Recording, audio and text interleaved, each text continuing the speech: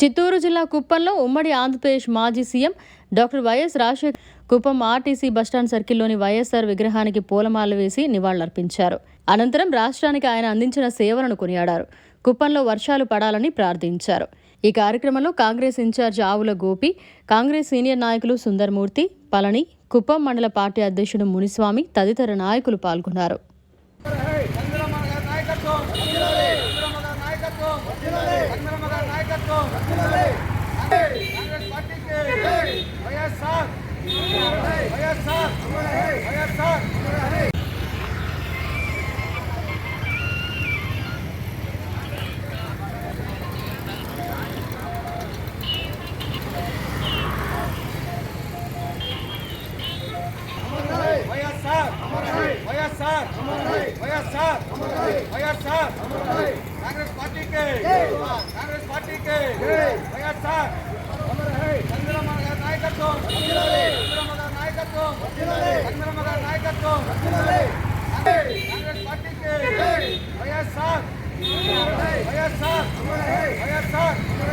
మరిన్ని అప్డేట్స్ కోసం మన HN9 టీవీ ఛానల్ ని సబ్స్క్రైబ్ చేసుకోండి.